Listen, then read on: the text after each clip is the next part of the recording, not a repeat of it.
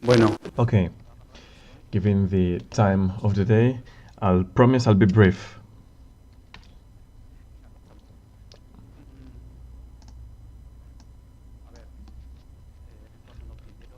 When David asked us to join this workshop, truth be told, we decided to split our presentation in two parts. I will speak about the administrative management perspective, as we are a regional operational center, and about specific operations in the last few years in order to bring down the fire risk levels in interface areas. And then Carlos will speak about lessons learned from the analyst perspective.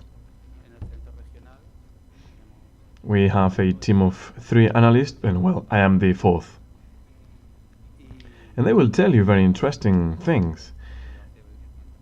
10 years ago, I would have never have imagined that we could have real-time analysis solving many emergencies. I've worked for 10 years in the Málaga center and then for 8 years in the Córdoba one, and I see an important change.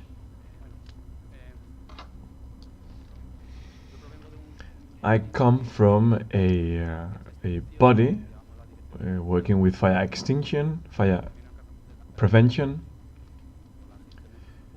land management, and we process the corresponding files, which has benefits and disadvantages. I'll try to be brief.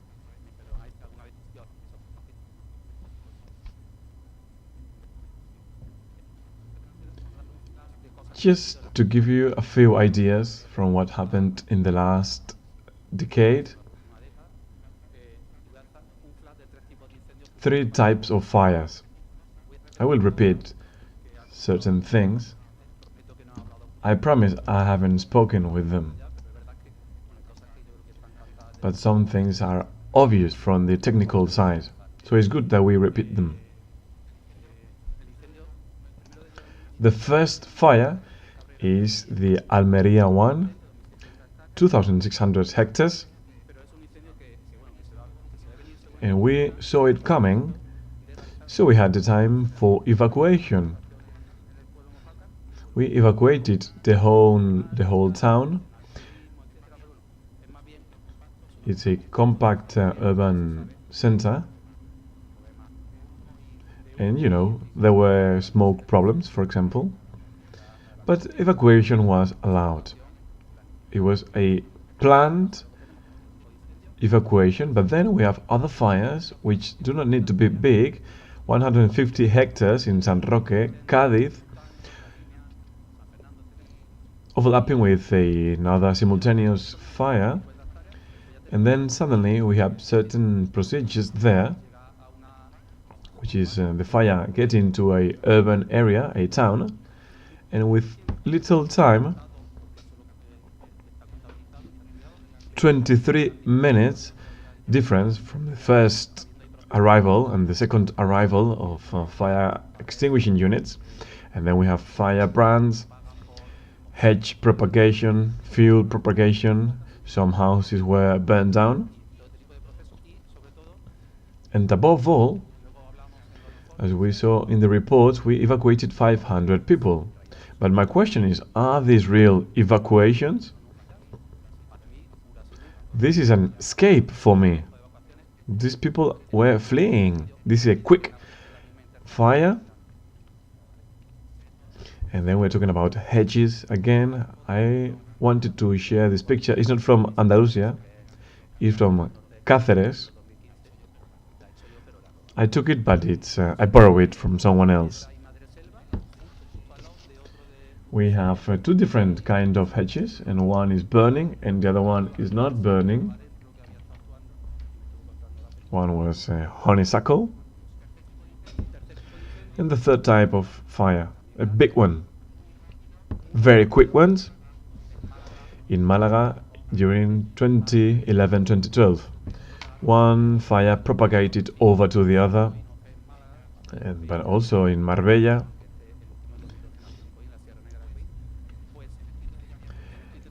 We were already in these fires in the 2000, and there were seeds of fire of a kilometer wide, and this fire, with very little time, progressed 12 kilometers by jumping over to other places. And we are talking about hundreds or thousands of evacuated people. But again, for me, these are not evacuation. These are escapes.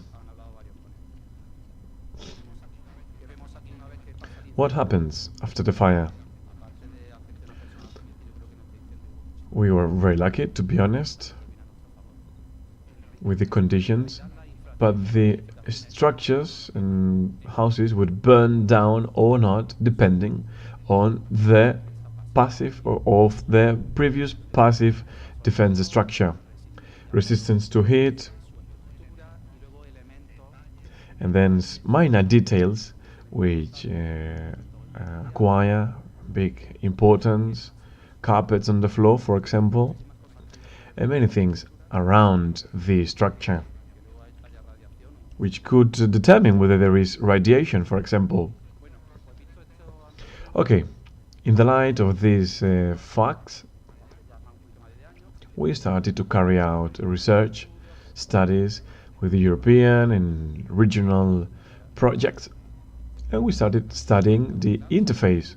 We knew about the forest areas and nucleus, and I would like to introduce here the scale problem. Scale and landscape are very important to be planned for, but we need to start working immediately to try to bring down the fire risks. This is my area, but we could speak about the Córdoba area. These dots are the hectares where in summer, I say that Córdoba is a great place, but it has 2 months too much. Here we have the highest temperature over 40 degrees. This is the average. We have 27 days with more than 40 degrees, and this is outside the town at Córdoba Airport. In this kind of situation, previously, when we were planning, we thought about standard fires, but then, with the last few years, we realized that these high intensities are starting to repeat more regularly. And this leads us to refocus our prevention priorities. This is the Córdoba mountain range, very well delimited. In our case, we have 3,000 hectares with plots. Because this area is not urban, there's just a sprawl of residential houses. Then you go up to the plain to 700 meters of altitude, and then we have it's 10 to 12 degrees colder, and we have around 30,000 people in this mountain range in different plots which were not planned, structured, and they've been living there for 50 years. Then we have urban areas. You see the north side of Córdoba, and then several areas which we call urban areas because they have roads, sanitation, but they have many shortcomings. This was just a modification of the urban plan, of the urban plans from the 60s.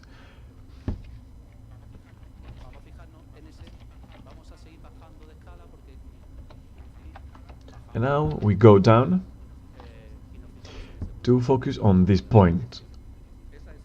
This is the point, the blue point. It's 1 kilometer wide, and here we have a intermix. In intermix we have all types of areas, and plenty of them, by the way. So this line along a street would separate the forest area from the urban area. So this is legal urban area. But this is actually a forest, and in these pine forests there are plenty of houses which haven't burned for 50 years.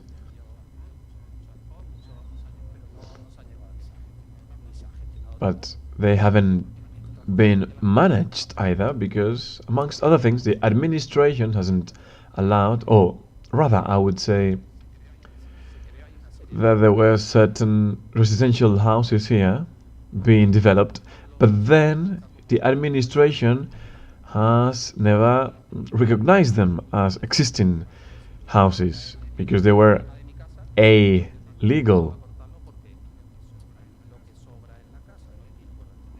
Because it's the house that shouldn't be there, not the pine trees.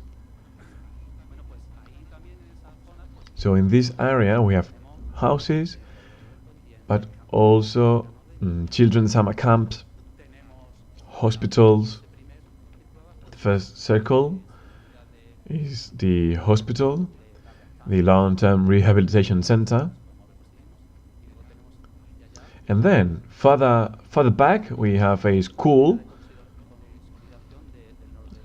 near the north of Córdoba.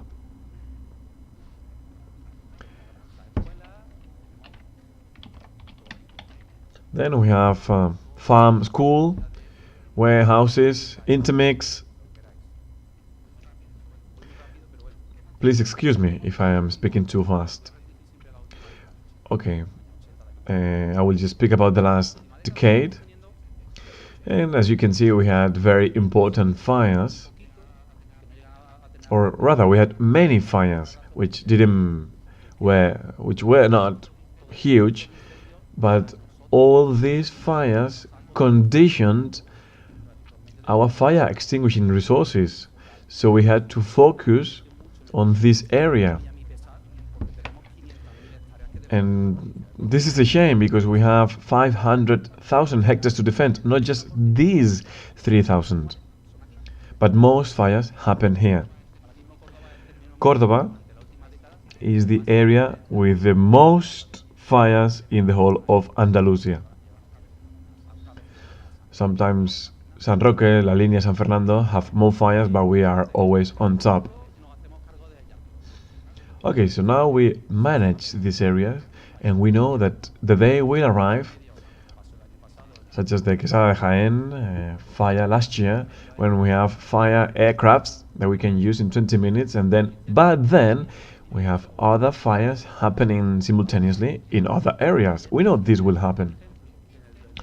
And this is the fire from 2015. And further back you can see the hospital. We confined it, we wanted to evacuation, so there were plenty of related problems. The first 20 minutes this was spreading very, very quickly. And remember the high temperatures we had, 80% humidity. So fire was spreading very quickly. If we had stopped for 40 or additional minutes, then we would have a huge problem. What do we try to do? We are a manager and we play with the resources we have. We sit down and decide. So some years ago, we drafted a plan. We've been working on this for 6 years, more or less.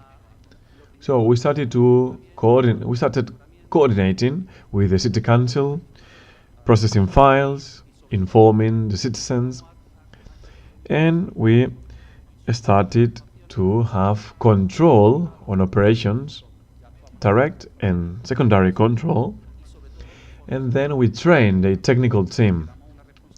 with direct responsibility. This team are environmental agents, technical experts, and some of them are people with the capability of exercising authority when it comes down to legal requests, sanction procedures, amongst others. So basically, we took the tools at our disposal. We would like to have some others, but we need to work. So we took these tools from the self-protection plan. We took the prevention plans, which is a Andalusian regulation, and then we've created specific procedures. Starting from the basics, informing the citizens, the technical experts, the property administrator, the president of the neighborhood association, so that they know which kind of tools they have available. And we have two cases. First, the neighbor who takes responsibility. And by the way, this stage took almost 3 years. The raising awareness campaign, information campaign, meetings with every single one. Some neighbors are happy with it. They assume their responsibility, but others don't. So in the second case, we send them a legal request under the fire regulation in Andalusia. So we start with legal request, and when they receive such a request, it is very strange that they don't listen to reason, for a simple reason. It is more expensive to go through the legal way than accepting their responsibility, at least in general terms.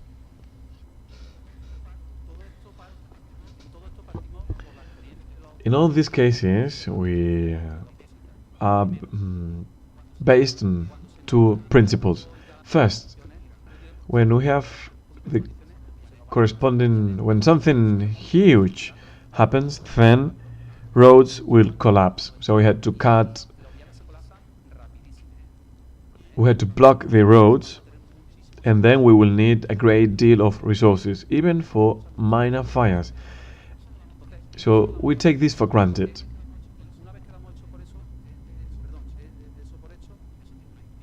And this has operational implications. And also preventive implications. We should ensure that people can be confined in open and closed spaces very close to where they live. We cannot keep them away at long distances. It is impossible because roads will be collapsed. This has been tried and tested. And just excuse me for a second.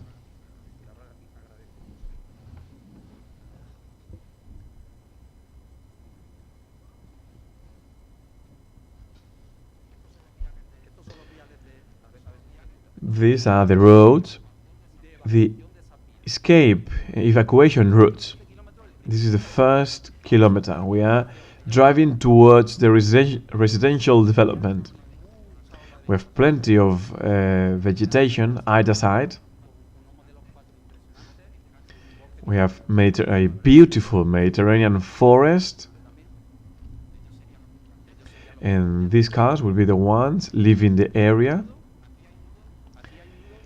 And here we have a center with 1,000 houses and also festivals, which adds a further 500 people. Then we have a children camp.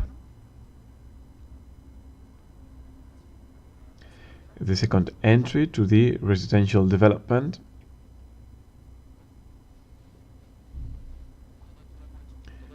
And we did this because we are running a study together with the regional government to study this area.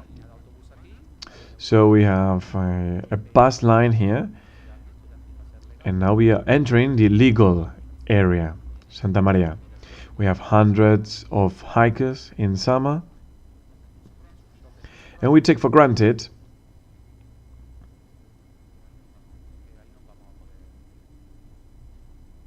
that we won't be able to work there.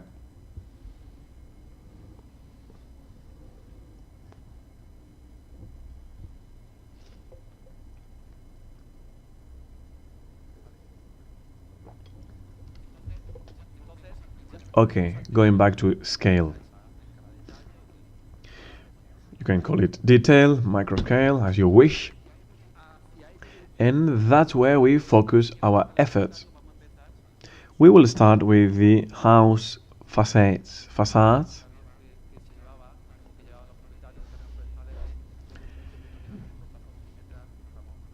And we know that having a perimeter fuel break is useless in these cases. We've engaged with all the stakeholders, but we need to go a step further. So we go to the priority area that we all know. This is very simplistic, I know.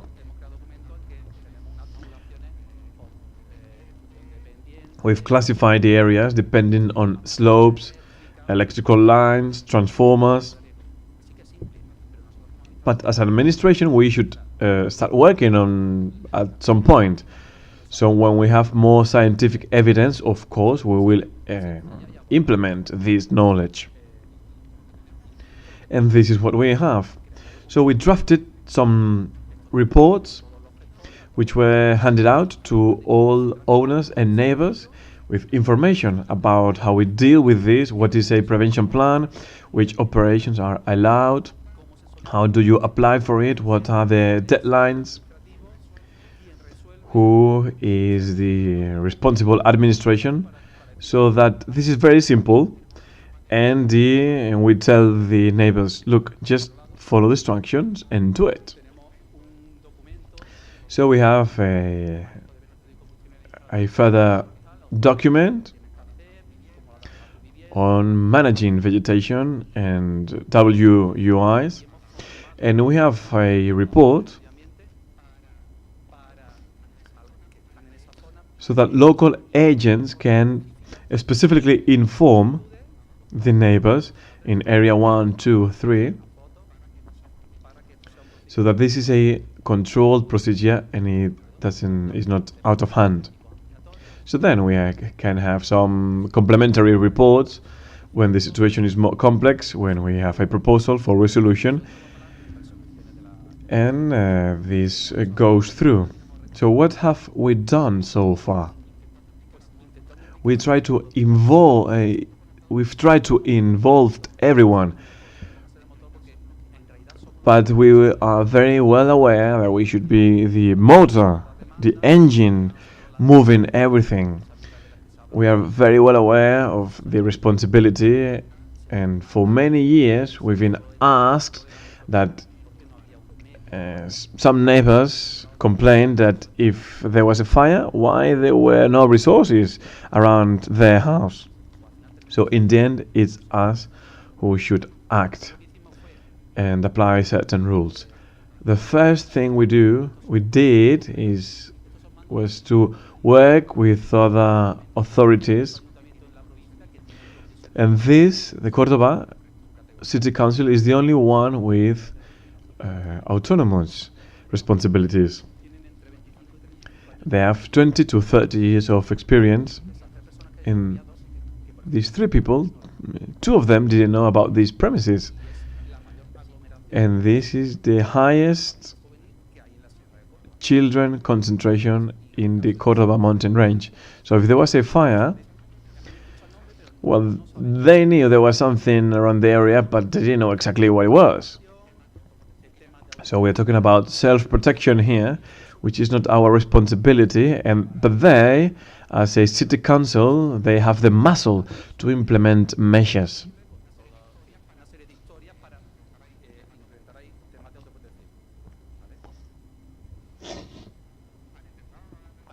So they started working. It's not easy at the beginning. They have huge trees, and they need cranes. Sometimes this is financed collectively, and afterwards is much easier. To the right, you can see the result of the plan once it has been partially implemented around the children camp. We are talking about a 150 meters wide field break. Obviously, this requires for yearly maintenance.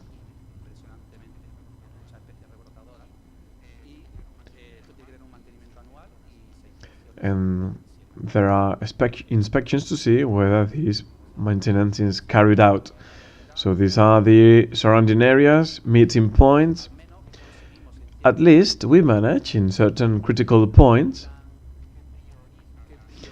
We have a plan prioritizing critical areas, and we focus most of our efforts on these areas because we cannot cater for everything. So we have several plots.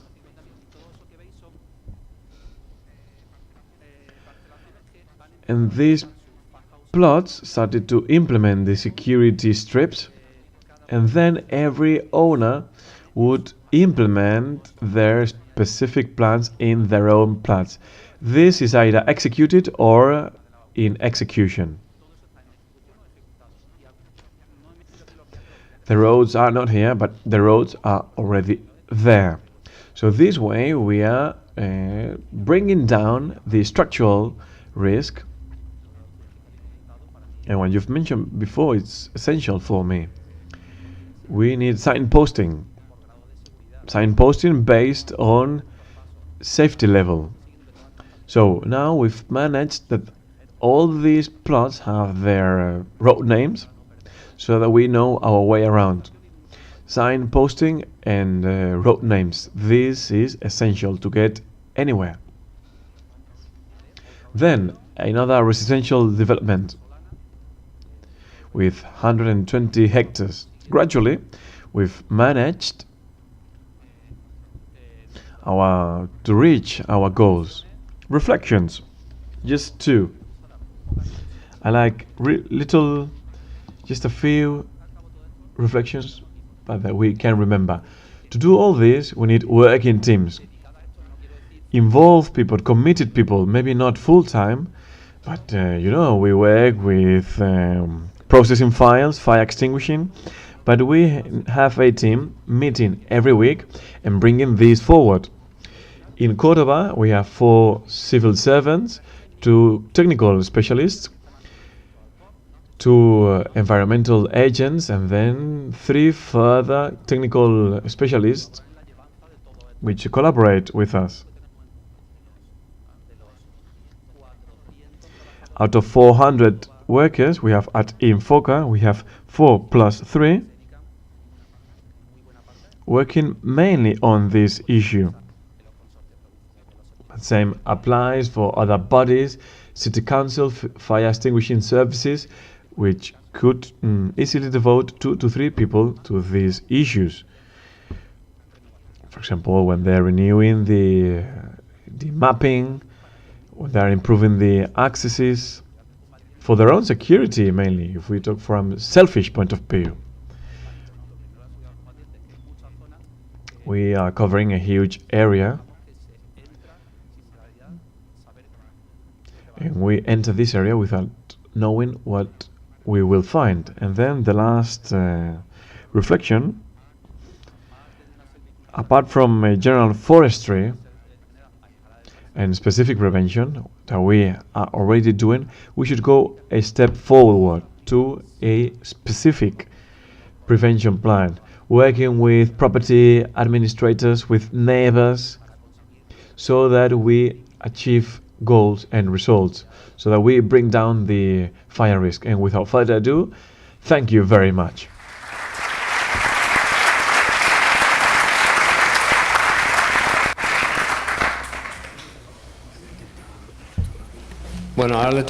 Now is the turn for Carlos. Truth we told, we have used up all the speaking time or almost all the speaking time, and now Carlos will share his experience as a specialist of the Andalusian Regional Operational Center. Okay. I'd like to thank David, also to my boss, for deciding I should be the one coming over here. And also deserve special mention my colleagues, Ivan Carmona, Francisco Cendra, Fran Castelló, who has recently joined us as analyst, and we are working there and suffering there. And we are working altruistically because we like what we do and we believe in what we do. We come from different communities and we are supporting each other so that we are inching forward in this crisis situation. Marc Castelló introduced this topic, and I wish he had done it even before he put this little cake on our hand, and now we find ourselves that we are snowed under with work, but we are becoming strong in the fire management.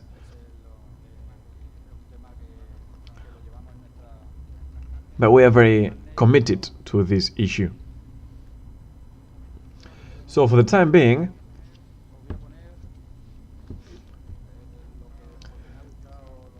anyway, I really enjoyed what César mentioned, the escape idea. It's not evacuation, we are talking about escape.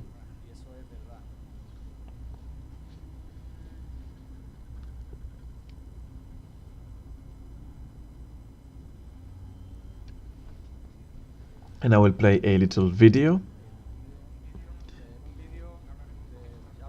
We will speak about it later.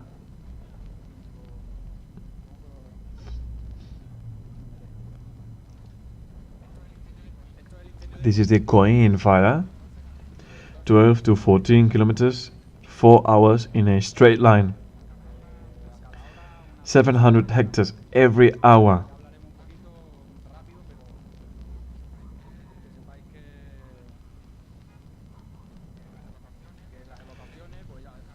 This is what happens in evacuations.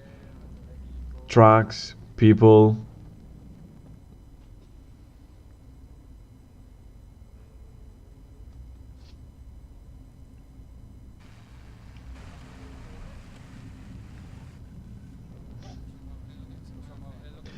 This is the only thing we can do to try to save as much as possible and to show that we are doing something. Interface areas, as you know, interventions here are very quickly. I put this out and I move out. I put this out and I move out.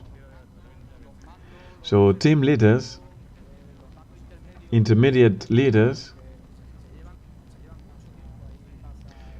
they need plenty of time. They stay there, and therefore interventions need to be very quick and very specific. I work here and I go there. I work here and I go there, without losing perspective of attacking fire.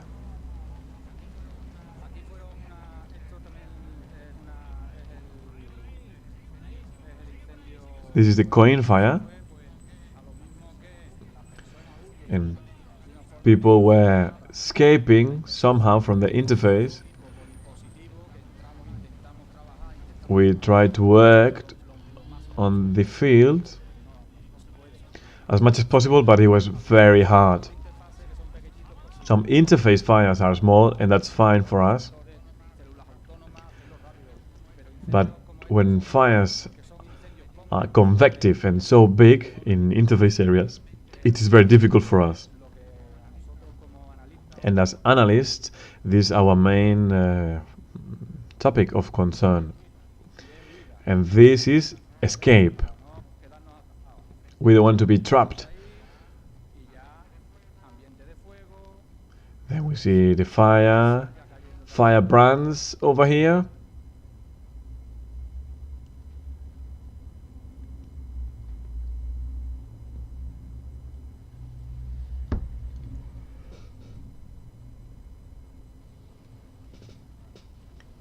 Okay.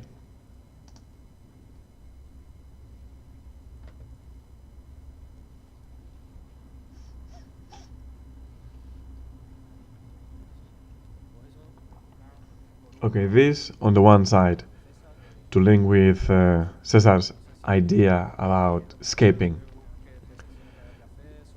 The best thing we could do there was confining people. As we will see later in lessons learned, I think we cannot get to those fires as we do in others. Almost all of them. Our job is to anticipate, but we are actually behind fires, and some fires you cannot get behind.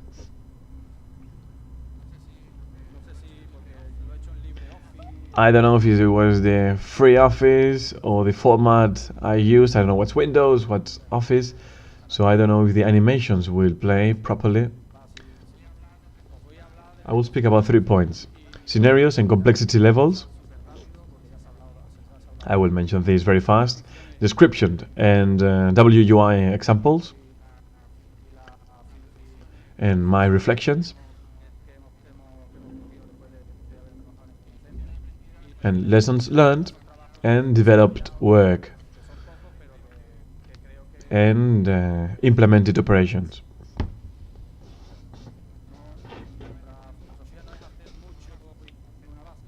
Our philosophy is to do little but doing it right. We have types of fire based on operations and the severity. This presentation has been used for the Parliament to show our efficiency rates when we are working. We have saved 2,000 hectares. Then we have other operation with social repercussion. These are not interface fires, but it has social repercussions. As you can see, people are watching it. They call the 911, the emergency number, and they become concerned.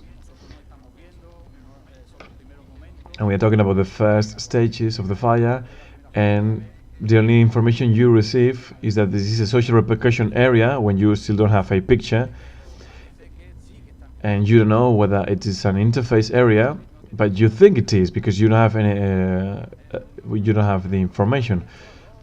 So you're being told to do this, to do that, to issue warning level 1, 2, 3, whatever, without any kind of information whatsoever. And this fire, as you all know, are fires that we can control quite well recently, thanks to our knowledge and our resources. The huge challenge is that when we talk about mega fires, but first we should solve the normal fires. So a huge problem is managing wildfires, and this we still don't have full control of such fires, because maybe one person can work in one of these fires every 5 years and they lose perspective. But when we speak about big fires, we are starting to have a analysis capacity in the control room in order to plan so that we can distribute people around, and we have no excuses for not knowing where perimeter should go. But the problem is we have too much planning capacity, but eventually this is not translated on the field. This information, there is no information flow, so that this information reaches the firefighter on the field to say, look, you have to do this or that. So we plan for this, and we have a huge capability, but information is not passed on to the exact point. Or maybe when it arrives to this point, 2 hours have gone by. So interface areas and big fires, if we have, for example, fire and difficult topography, I understand these are difficult situations, but in these cases, the complex issue are huge fires and interface areas. We have a fire in Mijas. Here, 2 houses were destroyed. Level 1 was issued. Several hectares were affected. And we're having night fires.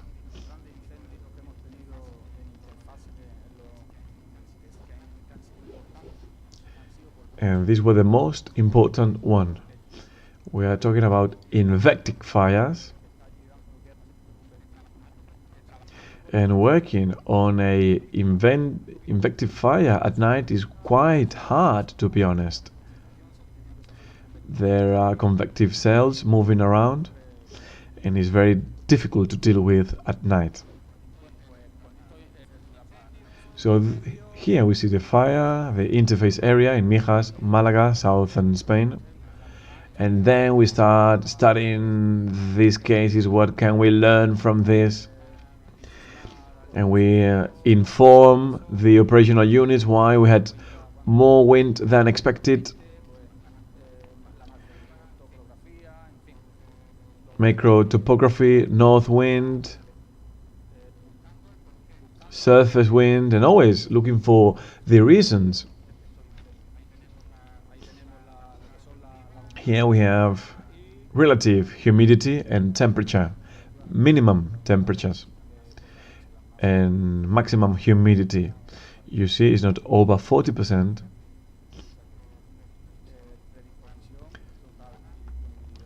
So fuels were available. And then we work with the potentials.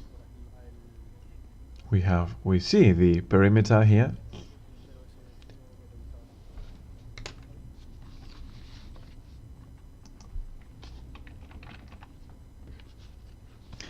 Okay, thank you for the pointer. So we started with forest area, with a huge run, with northern wind at night, very strong gusts, and then it backs away. So we have a river area where we see the next potential, and there is firebrands. There are firebrands here, which is the main problem of interface and convective fires. It goes up,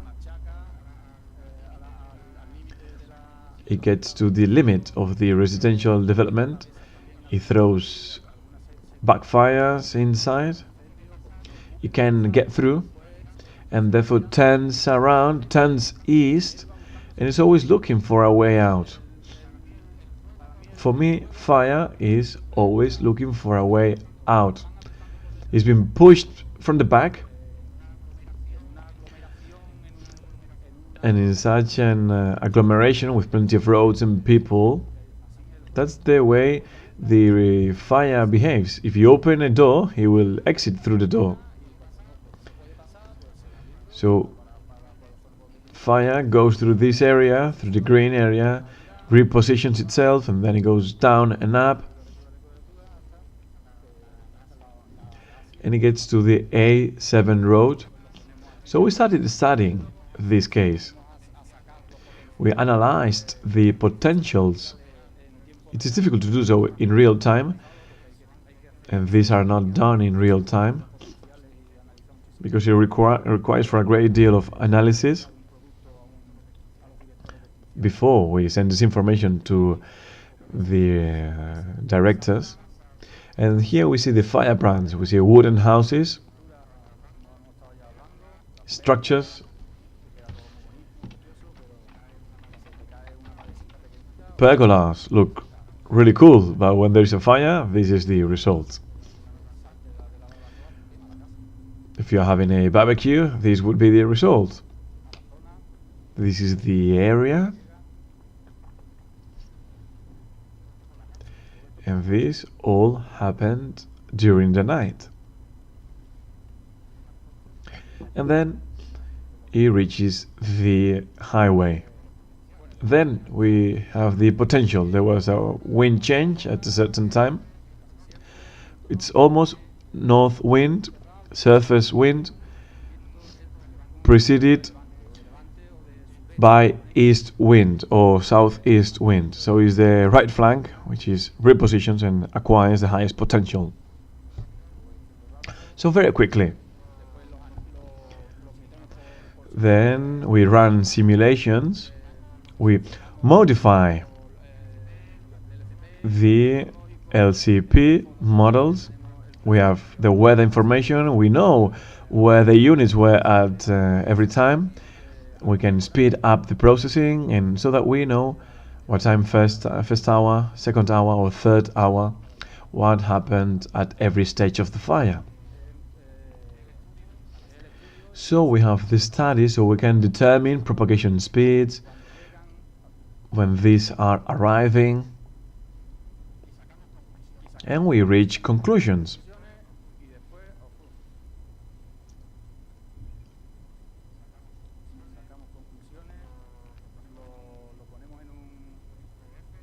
We turn this into a nice, very nice PDF, so we can present it.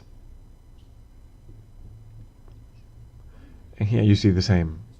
This comes from our system.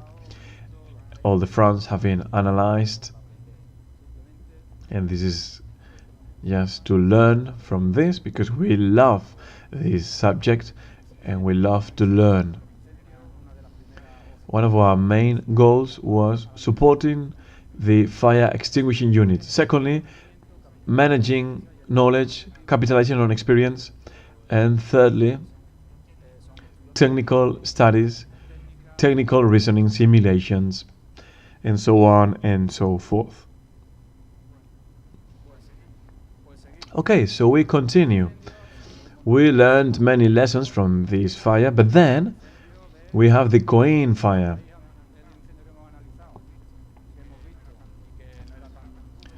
The studied fire wasn't so hard, it was easy to confine, it was narrow here and there, it was very quick. So flanks were too narrow. We know there would be a wind change, and we learned a great deal, but then we face this fire. It seems like it's a fire from the US or Australia, or very far away, and we would think that we would never see such a fire here. But there you are. It's at night, it's convective, and it's in a residential development. And the only thing we could do, we got to the place,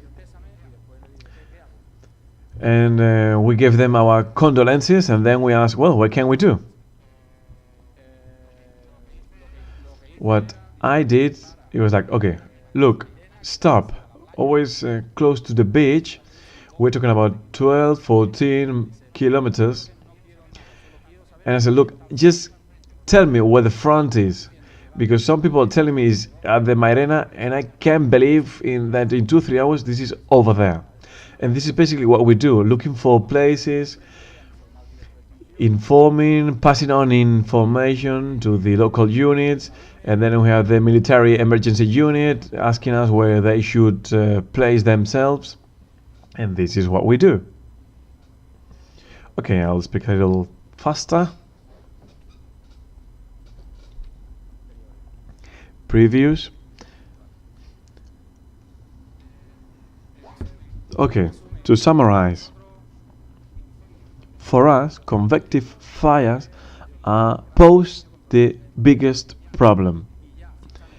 And furthermore, if this occur in an interface, this becomes a humongous challenge. And these are the challenges we face. Huge fires and WUIs. But these two happened in 2012 in COR. So they both interact. Lessons learned. Training. We need to know about the behavior of fire, the position of the buildings, pyro gardening, structure resistance, the human factor, weather scenario, defense and safety resources, human resources, added risk. We need more training, more education at grassroots level.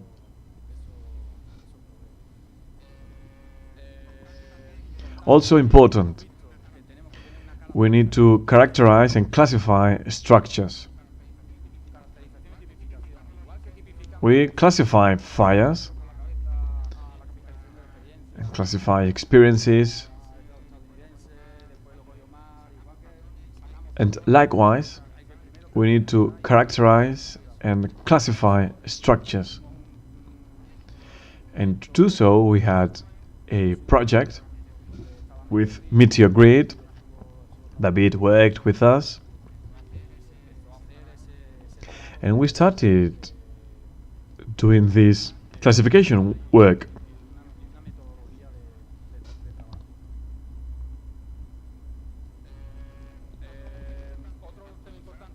Also important is to update fire emergency plans. Fires change, and we need to change accordingly.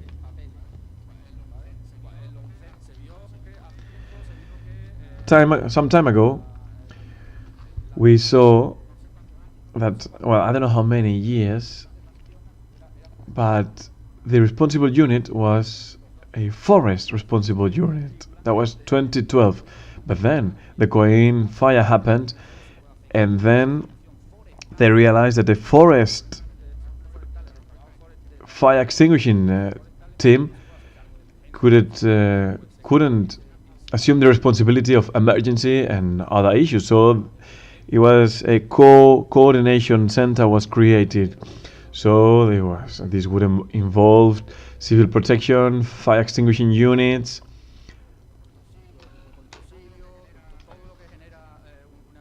everything needed at an emergency, and then the technical leader.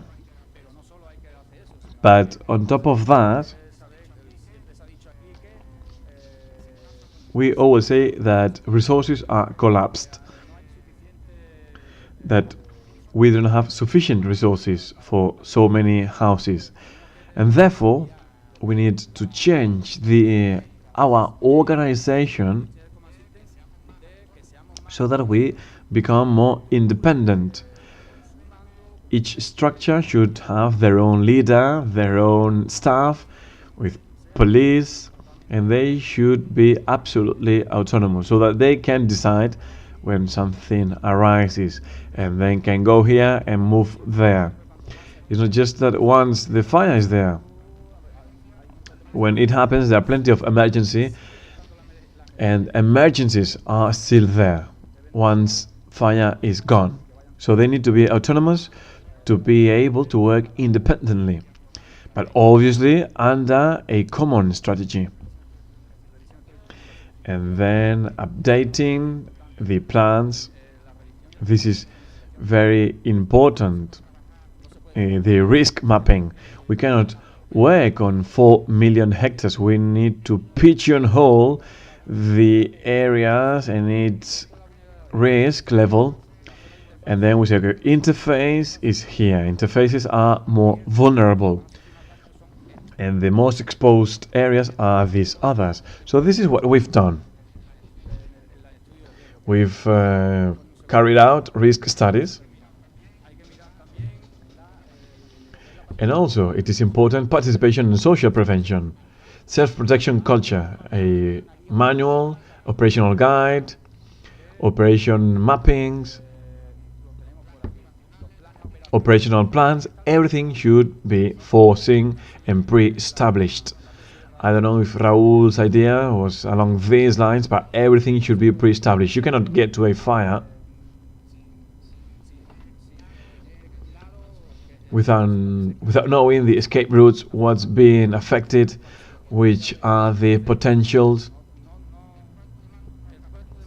The team leader is not there to think, but to act, to defend and to attack.